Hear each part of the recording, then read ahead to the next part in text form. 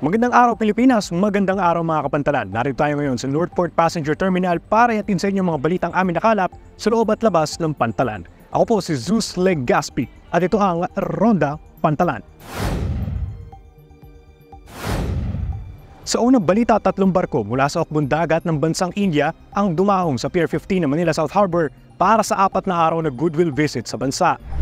Ang INS Shakti, INS Delhi at INS Kiltan ay bumisita sa Pilipinas nitong ika-19 hanggang ika-22 ng Mayo. Ang 3 barkong pandigma ng Indian Navy na pinangunahan ni Rear Admiral Rajesh Dhankar ay malugod na sinalubong ng mga kawani ng Philippine Navy.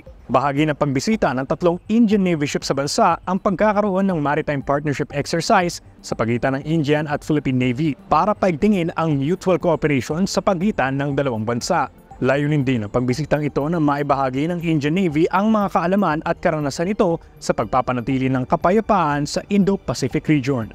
Samantala, isang training ship ng South Korea ang dumahong din sa Manila South Harbor itong ika-23 ng Mayo, lula ng nasa 200 nitong mga crew para sa 4 na araw na goodwill visit sa bansa.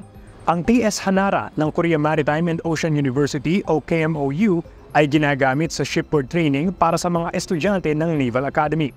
Sa pagbisita ng South Korean vessel sa bansa, lumagda ng kasunduan ang KMOU at ang Philippine Merchant Marine Academy para tulungan ang mga Pilipinong estudyante o kadete na mag-on-the-job training sa nasabing barko. Nagtagal ang pagbisita ng TS Hanara sa Manila South Harbor hanggang ika-27 ng Mayo.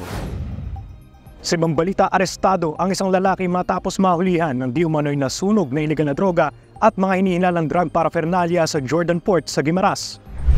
Nadiskubre ang mga ipinagbabawal na agamitan sa bagahe ng lalaking pasahero matapos itong dumaan sa X-ray baggage machine sa nasabing pantalan. Nakuha mula sa lalaki ang isang improvised straw scoop, 7 maliliit na mga plastic sachet, isang lighter na may improvised burner at 2 lighter. Dinala ang suspect sa Jordan Municipal Police Station at nakatakdang sampahan ng kaso dahil sa paglabag sa Section 12 ng Comprehensive Dangerous Drugs Act of 2002. Nag-donate ng higit sa 200 kilo ng mga plastic bottle ang Port Management Office ng Zamboanga sa isang international humanitarian organization. I-donate ng PMO Zamboanga ang nasa 228 kilos na plastic o PET bottles sa Tzu Chi Foundation na siya namang magdadala ng mga boteng ito sa isang recycling plant sa Maynila. Ang mga plastic na bote ay gagawing mga prosthetic leg at blankets na ibibigay sa kapuspalad na benepisyaryo ng foundation. Ang taunang pag-donate ng recyclable plastic bottles ay isa sa mga estratehiya ng PMO Zamboanga para mabawasan ang waste generation ito at maprotektahan ang kalikasan. Nakilahok ang Port Management Office Panay Guimaras sa mga orientation at drills para maging mas handa ang mga kawani nito sa mga insidente ng lindol at sunog.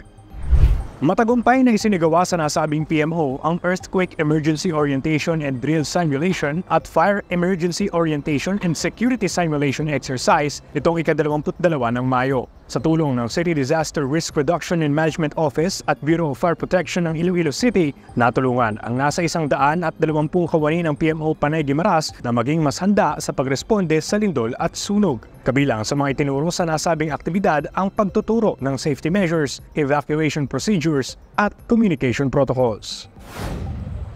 Samantala, isang luxury yacht na patungo sa bansang Australia ang nag-stop over sa Surigao Port nitong ika-22 ng Mayo. Panandali ang tumigil sa Surigao Port ang MV Soler na isang 4-deck private yacht para mag-resupply at maghanda para sa 9 na araw na paglalayag nito papuntang Australia. Ang maginhawang pag-access sa Surigao Port ay nagbibigay ng pagkakataon sa mga vessel na tulad ng MV Soler na mag-imbak ng mahalagang supply gaya ng tubig, gasolina at iba pang mga probisyon bago magpatuloy sa paglalayag. Bukod dito, ang Pantalan ay tumutugon din sa mga minor maintenance needs para siguraduhin ligtas ang paglalayag ng mga vessel.